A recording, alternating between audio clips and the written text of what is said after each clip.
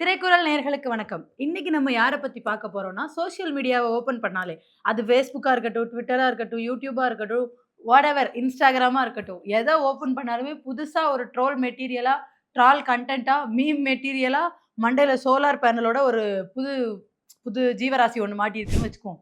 அது யாருன்னா, நம்ம மாஸ்டர் மகேந்திரன் அவர்கள். ரீசென்ட்டா அவர் குடுத்த பேட்டி ஒண்ணு, அதுல ஒரு ஷார்ட்ஸ் ஒரு போர்ஷன் மட்டும் வைரல் ஆயி, சோசியல் மீடியா முழுக்க போட்டு அடிச்சு துவைக்க ஆரம்பிச்சுட்டாங்க. அதுல அவர் என்ன சொல்றாருன்னா, "ஓகே இவ்வளோ நாளா கரண்ட் பிரச்சனை இல்லாம இருந்துட்டீங்க. நல்லா இருந்துட்டீங்க. இப்ப கரண்ட் பிரச்சனை இருக்கு. ஒரு 6 மாசம் பொறுத்துக்கோங்களேன். கேள்வியே கேட்காதீங்க" அப்படிங்கிறாரு. இந்த ஆட்டிட்யூட் அத அவர் சொல்ற விதம் இருக்குல்ல, ஒரு விஷயத்த ஒரு பொது மேடையில கன்வே பண்ற விதம்னு ஒண்ணு இருக்கு. ஏற்கனவே எல்லாருமே கேள்வி கேட்காதீங்க, டைம் குடுங்கன்னு சொல்லி தான் அடி வாங்கிட்டு இருக்காங்க. ஆனா இவர வித்தியாசமா அடிக்கிறாங்கல்ல, அதுக்கு இவர் பண்ண வித்தியாசமான அந்த ஆட்டிட்யூட் தான் காரணம். என் வீட்ல இருந்து கரண்ட் எடுத்துக்கோங்கன்றேன். கேள்வி கேட்காதீங்கன்றேன் 6 மாசத்துக்கு அப்டின்னாரு. இன்னொரு விஷயம் சொன்னாரு. சோலார் சிஸ்டம்னு ஒண்ணு கண்டுபிடிச்சாங்க. அந்த சோலார் சிஸ்டம் மேட்டருக்கு நம்ம அப்புறமா வருவோம். அவர் சொன்ன வார்த்தை இது. சோலார் சிஸ்டம்னு ஒண்ணு கண்டுபிடிச்சாங்க. நீங்கலாம் அத பயன்படுத்தாம ஏன் இத வந்து இப்டி பண்ணி கஷ்டப்பட்டுட்டு இருக்கீங்க கரண்ட் விஷயத்துக்கு அப்டிங்கிற மாரி சொன்னாரு. ரொம்பவே ஒரு ஆட்டிட்யூட் தெரிஞ்சுச்சு. இன்னொரு விஷயம் சொன்னாரு. அது என்னன்னா, இப்ப மைக் எடுத்துட்டு அவர் முன்னாடி போயிட்டு, "கேள்வி கேட்டா மட்டும் கரண்ட் வந்துருமா?" அப்படின்னு கேட்டாரு. கேள்வி கேட்கக்கூடாதுன்னு சொல்றதுக்கு உங்களுக்கு என்ன உரிமை இருக்கு? கேள்வி கேட்கக்கூடாதுன்னு சொல்றதுக்கு நீங்க யாரு? உங்களுக்கு ஒரு பிரிவிலேஜான வாழ்க்கை ஒண்ணு கிடைச்சிருக்குல்ல. நீங்க நெறைய படங்கள் நடிக்கலனாலும் சின்ன வயசுல இருந்தே ஆர்டிஸ்ட்டா இருந்துட்டு இருக்கீங்க. ஸோ உங்களுக்குன்னு ஒரு பிரிவிலேஜ் இருக்கு. அந்த பிரிவிலேஜ் இங்க இருக்கிற எல்லாருக்குமே கிடைச்சிரல. ஓட்டு போட்டுருக்காங்க. கரண்ட் இல்ல. சின்ன குழந்தைகள வச்சுட்டு, வயசானவங்கள வச்சுட்டு, ஏன் இதுக்கு இத்தனைக்கும் ஒரு மூதாட்டி வந்து ஆக்ஸிஜன் அந்த இது பண்ண முடியாம 6 மணி நேரமா கன்டினியூஸா கரண்ட் இல்லாதனால இறந்தே போயிட்டாங்க. இப்படியெல்லாம் இருக்கு. டெய்லி நைட்டு தூங்க முடியாம 2 மணி, 1 மணிக்கு ரோட்டுக்கு வந்து போராட்டம் பண்ணிட்டு இருக்காங்க. புரட்சி வெடிச்சிட்டு இருக்கு தமிழ்நாட்டுல. ஆனா கேள்வி கேட்காதீங்க. அப்படி சொல்றதுக்கு உங்களுக்கு யாரு உரிமை குடுத்தது? இதுல வேற அவர்கிட்ட கேள்வி கேட்டா கரண்ட் வந்துருமா அப்படின்னு கேட்கிறீங்க. கேள்வி கேட்டா பதில் சொல்ல வேண்டிய இடத்துல தானே அவர் இருக்காரு. அப்ப கேள்வி மக்கள் கேட்க தான் செய்வாங்க. இன்னொரு விஷயம் என்னன்னா, அவரே வாடகை வீட்ல தான் இருக்காராம். நீங்க வாடகை வீட்ல இருந்துட்டு, மத்தவங்கள வந்து என் வீட்ல வந்து கரண்ட் எடுத்துக்கோங்கன்றீங்க. எத்தன பேர் உங்க வீட்ல வந்து கரண்ட் எடுக்கலாம்னு நீங்க நெனைக்கிறீங்க? இன்னொன்னு சோலார் சிஸ்டம். அதுக்கு வார்த்தையே வேற. Solar energy. சோலார் எனர்ஜிங்கிற வார்த்தை கூட தெரியாம சோலார் சிஸ்டம்னு சொல்லியிருக்கீங்க. சூரியன்ல இருந்து டைரக்ட்டா கரண்ட் எடுக்க போறீங்களா? இன்னொன்னு சொல்றாரு. அந்த சோலார் எனர்ஜில 2 ஒயர சொருகி, மோட்டார்ல சொருகி, ஃபேன சுத்த வைக்க எனக்கு தெரியும். நான் சுத்த வச்சுக்கிறேன். அவர கேள்வி கேட்காதீங்க. நீங்க யாரா யாரையும் கேள்வி கேட்கக்கூடாதுன்னு சொல்றதுக்கு? உங்களுக்கு அதுக்கான உரிமை யார் கொடுத்தது? தேர்தலுக்கு முன்னாடி நீங்க பதிவிட்ட ஒரு வீடியோ இப்ப மறுபடியும் இணையத்துல வைரல் ஆயிட்டு இருக்கு. அதுல என்ன பேசுறாரு? நீங்க தான் கேள்வி கேட்கணும். உங்களுக்கு ஒரு பிரச்சனைனா நீங்க கேள்வி கேட்டு தான் ஆகணும். இப்ப தான் அத நீங்க எல்லாம் கேட்க ஆரம்பிச்சிருக்கீங்க. இன்னமும் கேளுங்க அப்படிங்கிறீங்க. தேர்தலுக்கு முன். தேர்தலுக்கு பின் கேள்வி கேட்காதீங்க. கேள்வி கேட்டா கரண்ட் வந்துருமா? என்ன விதமான ஆட்டிட்யூட் இதெல்லாம்? ஆக்சுவலா உங்களுக்கு இத வந்து விஜய்க்கு ஓட்டு போட்டவங்களே நீங்க பண்ணத தாங்கிக்க முடியாம இரிட்டேட் ஆயி உங்கள போட்டு அடிச்சுட்டு தான் இருக்காங்க. இன்னொரு பக்கம். இப்ப கூட ரீசென்ட்டா இவர பத்தின ஒரு நியூஸ் சிக்கியிருக்கு. அது என்னன்னா, சின்ன வயசுல சூரியவம்சம் படத்துல அந்த குழந்தை கேரக்டருக்கு நடிக்க சார தான் முதல்ல சஜெஸ்ட் பண்ணியிருக்காங்க.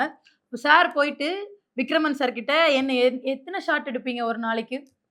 என்ன ஆங்கிள்ல கேமரா வைப்பீங்க? அப்படின்னு கேள்வி கேட்டதுல எதுக்குமே அதாவது விக்ரமன் சார பத்தி என்ன சொல்றாங்கன்னா, அவரு செட்ல பெருசா கோவப்பட மாட்டாரு, கத்த மாட்டாரு. அப்படி ஒரு ஆளையே ஐயா கேள்வி கேட்டு தன்னோட ஆட்டிட்யூட்னால அவரையே கோவப்பட வச்சு கூட்டு போறீங்களா? இல்ல அடிச்சே கொன்றுவேன் அப்படிங்கிற மாரியான வார்த்தைகள அவர் வாயிலிருந்தே சின்ன வயசுல வாங்கியிருக்காரு. என்னதான் சைல்டு ஆர்டிஸ்ட்டா இருந்தாலும், பெருசா பட வாய்ப்புகள் இல்லாம இருந்த சமயத்துல, "அடிச்சதுடா லக்கு" அப்படிங்கிற மாரி மாஸ்டர் படத்துல சின்ன வயசு விஜய் சேதுபதியா நடிக்கிறதுக்கு ஒரு வாய்ப்பு கிடைச்சது.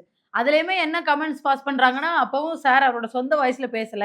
பேசியிருந்தா அந்த கேரக்டர் அடி வாங்கியிருக்கும். ஏதோ விஜய் சேதுபதி வாய்ஸ வச்சு ஓட்டிட்டாங்க அப்படின்ற மாரியும் கமெண்ட்ஸ் வருது. இந்த மாஸ்டர் பட வாய்ப்புக்கு அப்புறம் விஜய் அண்ணா மேல பாசம் ரொம்ப அதிகமாயிருக்கு. ஏன்னா, அந்த கேரக்டர் அவர் நல்லா தான் பண்ணியிருந்தாரு. அதுல எதுவும் குறை சொல்றதுக்கு இல்ல. ஆனா, அந்த ஒரு படத்துல குடுத்த வாய்ப்புக்காகவே இந்த முட்டு. மொரட்டு முட்டா இருக்கு. ஏன்னா, இதுவரைக்கும் அவரோட கட்சிக்காரங்க முட்டு குடுத்துட்டு இருந்தாங்க. நடிகைகள் கூட கேட்கிற கேள்விக்கு ஒரு மாரி ஓரளவுக்கு டீசென்ட்டா பதில் சொல்லிட்டு ஒதுங்கிட்டாங்க. அந்த தாவேக்கான்ற கட்சிய சார்ந்தவங்க இருக்காங்கல்ல, அவங்க குடுத்த பதில்லாம் தான் இந்த மாரி இருந்துச்சு. கேள்வி கேட்காதீங்க. அண்ணா எங்களுக்கு சிலிண்டர் வேண்டாம், காசு வேண்டாம். நீங்க நல்லாட்சி பண்ணா போதும். அது எப்படி எந்த நலத்திட்டமும் பண்ணாம ஒரு மனுஷன் நல்லாட்சி பண்ண முடியும்னு நம்ம விஜய் சார் கிட்ட இருந்து இந்த 5 வருஷத்துல கத்துக்கலாம். அதுக்கு இன்னும் டைம் இருக்கு. நம்ம இப்ப எங்க வருவோம். கேள்வி கேட்காதீங்கன்றாரு. இந்த ஒரு ஒரு படம்.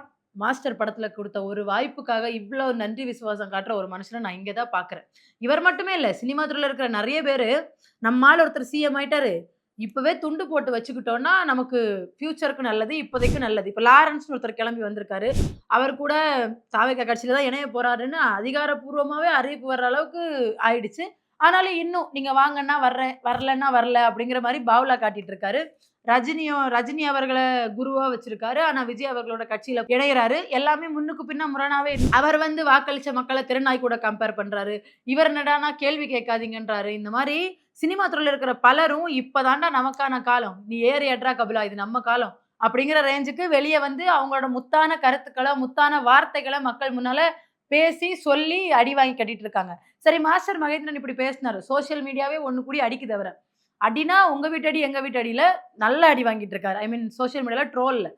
இப்போ அதுக்காக ஒரு விளக்கம் குடுத்திருக்காரு. விகடன்லேருந்து அவர கான்டாக்ட் பண்ணி கேட்டிருக்காங்க. அதுக்கு அவர் குடுத்த விளக்கம் என்னன்னா, நான் ஒரு விஷயத்த தெளிவுபடுத்திடுறேன்.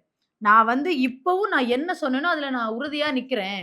சோலார் சிஸ்டத்துலேருந்து கரண்ட் எடுங்கன்னு இப்பவும் சிஸ்டம்னு தான் அவரு சொல்றாரு. சோலார் சிஸ்டத்துலேருந்து கரண்ட் எடுங்கன்னு நான் சொன்னேன். ஆமா. இப்ப கேரளால இருக்கிற ஏர்போர்ட்லலாம் சோலார் சிஸ்டத்துலேருந்து தான் கரண்ட் எடுக்குறாங்க. சாரே அது சோலார் பேனல். நீங்க பண்ண தப்புக்கு ஒரு விளக்கம் குடுக்குறீங்க. அந்த விளக்கத்தையுமே தப்பா குடுக்குறீங்க பார்த்தீங்களா? அங்க தான் உங்களோட பிரில்லியன்ஸ் தெரியுது. சோலார் எனர்ஜில இருந்து தான் கரண்ட் எடுக்குறாங்க. அத நீங்க பண்றதுக்கு என்ன அப்டின்னு கேட்கிறீங்க. சரி, உங்க வீட்ல சோலார் சிஸ்டம் இருக்கா? இல்ல என் வீட்லயுமே இல்ல அப்டின்னு அவரே சொல்றாரு. இப்போ ஒரு சோலார் எனர்ஜி பேனல் ஒண்ணு உங்க வீட்ல இன்ஸ்டால் பண்றோம், இல்ல இது செட் பண்றீங்கன்னா, அதுக்கு எவ்வளோ காசு செலவாகும்? நீங்க பார்க்குற வேலையும், டெய்லி தினக்கூலி வேலைக்கு போறவங்களோட வாழ்க்கையும் ஒண்ணா? நீங்க ஏர்ன் பண்ற வருமானமும், அவங்க ஏர்ன் பண்ற வருமானமும் ஒண்ணா? நீங்க ஒரு படத்துக்கு வாங்குற சம்பளம் தினக்கூலியா போறவங்களுக்கு கிட்டத்தட்ட 5, 6 வருஷம் ஆனுவல் ஏர்னிங்கா இருக்கும். அப்ப அவங்களோட நிலைமையும், உங்களோட நிலைமையும் ஒண்ணா? உங்களுக்கு இருக்கிற ஒரு பிரிவிலேஜ மனசுல வச்சுக்கிட்டு எல்லாரையும் பத்தி பேசுறது எந்த விதத்துல நியாயம்? மக்களோட போய் கலந்துக்கிட்டீங்களா? இந்த மின்வெட்டு பிரச்சனைக்கு அப்புறம் மக்கள் எந்தெந்த விதத்துல பாதிக்கப்பட்றாங்க? அவங்க சொல்ற கருத்துக்கள் என்ன மாரி இருக்குன்னு நீங்க மக்களோட மக்களா இருந்து பார்த்தீங்களா? கிடையாது. நீங்க உங்க அண்ணனுக்கு முட்டு குடுக்கணும். ஒரு ஒரு படத்துல வாய்ப்பு குடுத்தாருன்னு இவ்ளோ முட்டு.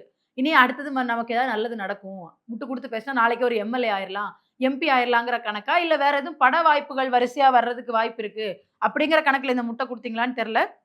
குடுக்குற விளக்கத்திலயுமே நான் அதுல உறுதியா நிக்கிறேன்னு சொல்றீங்க. பொருளாதார நிலைன்னு ஒண்ணு இருக்கு. இப்போ தினக்கூலி வேலைக்கு போறவங்களால அந்த விஷயத்த அஃபோர்ட் பண்ணிக்க முடியுமா? மிகப்பெரிய கேள்வி இருக்கு. இன்னொன்னு 100 யூனிட், 200 யூனிட் கரண்ட் கவர்ன்மெண்ட் ஃப்ரீயா குடுக்குதுன்னா, அடித்தட்டு மக்கள் அந்த கரண்ட்ட அஃபோர்ட் பண்றதுக்கான இது கூட மத்த செலவுகளுக்கு தேவைப்படுமேன்னு ஒதுக்கி வச்சுட்டு இருக்காங்க.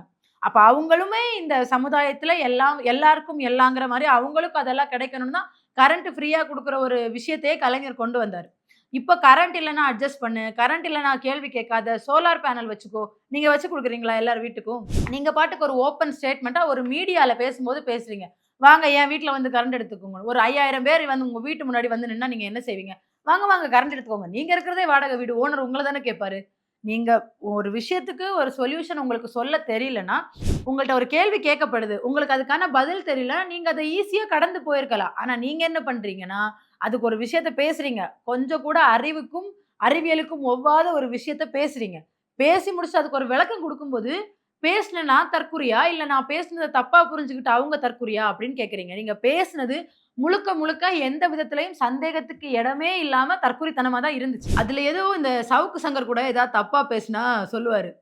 "ஐ stand by what I said" அப்படிம்பாரு. அதே தான். நான் என்ன சொல்றேனோ அதுல அதாவது அது சரியான விஷயம்னு நம்பிட்டு, நம்ம பேசுனது கரெக்ட் தான். இந்த 3 நாள்ல யாரும் அவருக்கு கரெக்ஷன் கூட பண்ணல. சோலார் சிஸ்டம் வேற, சோலார் எனர்ஜி வேறன்னு. 2ம் ஒண்ணு தான் நெனச்சுக்கிட்டு, தன்ன தானே அறிவாளியா நெனச்சுக்கிட்டு, இப்பவும் நான் சொன்னதுல நான் உறுதியா இருக்கேன். நான் தப்பா ஒண்ணும் சொல்லல. என்ன கேள்வி கேட்கிறவங்க தான் தற்குறி அப்படிங்கிற ஒரு மனநிலைக்கு இவர் தள்ளப்பட்டிருக்காருன்னா, இப்ப முட்டு குடுக்குறதுன்னு ஒரு காம்படிஷன் வச்சா, நடிகர் லாரன்ஸ் இந்த பக்கம், இந்த பக்கம் வந்து ஏதாவது ஒரு தாவேகா தொண்டர வச்சுக்கோங்க. இவங்க எல்லாரையும் பீட் பண்ற அளவுக்கு மாஸ்டர் மகேந்திரன் வருவாருங்கிறதுல எந்த விதமான சந்தேகமும் இல்ல. இப்படியே தொடர்ந்து சினிமாவிலிருந்து பலரும் தங்கள் மனசுல தோணக்கூடிய ஆக்கப்பூர்வமான கருத்துக்கள், அறிவுக்கு ஒவ்வாத கருத்துக்களா பார்த்து மக்கள் மத்தியில பேசிட்டு இருக்காங்க. திருப்பி விளக்கம் குடுக்கும்போது, நான் ஒருத்தன் என்னடான்னா மக்கள தெருநாய்னாரு. இல்ல நான் அத மீன் பண்ணவே இல்ல அப்படின்னு ஒரு விளக்கம் தர்றாரு. இன்னொரு பக்கம் இவரு குடுத்த விளக்கம் அறிவுக்கு ஒவ்வாததுன்னு சோசியல் மீடியாவே போட்டு அடிக்குது. அவர் எடுத்த ஸ்டாண்ட்ல இவர் கரெக்ட்டா நிக்கிறாரு. இப்படியே ஒவ்வொருத்தரா வெளிய வர்றாங்க. கொஞ்ச நாளைக்கு முன்னாடி நம்மளோட நடிகர் அர்ஜுன் அவர்கள் கூட சனாதனத்த பத்தி ஒரு அரிய கருத்து சொல்லியிருந்தாரு. இப்படியே எல்லாரும் ஒரு ஒரு சினிமால இருக்கிற எல்லாரும் சேர்ந்து இப்ப ஜிவி பிரகாஷ் அடுத்து அரசியலுக்கு வர வாய்ப்பு இருக்குங்கிற மாரி ஒரு பேட்டிய வேற குடுத்து வச்சிருக்காரு. பார்ப்போம். தொடர்ந்து இனிமே சினிமா அரசியலா மாறி, அரசியல் சினிமாவா மாறுறதுக்கு பதிலா, முழுக்க முழுக்க எல்லா சினிமா நடிகர்களும் அரசியலுக்கு வந்துருவாங்க. அரசியல்வாதியாவும் இருப்பாங்க, படமும் நடிப்பாங்க. நமக்கு நல்லா என்டர்டெயின்மென்ட்டா இருக்கும். சட்டமன்றமே அப்படி கல கலன்னு இருக்கும். இப்ப கூட ரீசென்ட்டா விஜய் சேதுபதி ஏதோ ஒரு ஈவென்ட்ல விடிவி கணேஷ பார்த்து சொன்னார்ல, எல்லா காமெடி நடிகரும் சட்டமன்றத்துக்கு போயிட்டாங்க. நீங்க இங்க என்ன பண்றீங்கன்ற மாரி ஆயிருமோன்னு பயமா தான் இருக்கு. இருந்தாலும் நமக்கு நெறைய கன்டென்ட் காத்துட்டு இருக்குன்னு நெனைக்கிறேன். பொறுத்திருந்து பார்ப்போம். நம்ம மகேந்திரன் குடுத்த இந்த விளக்கம் பத்தின, இந்த அறிவார்ந்த விளக்கம் பத்தின உங்களோட கருத்துக்கள கமெண்ட்ல சொல்லுங்க. இன்னொரு வீடியோல சந்திப்போம். நன்றி.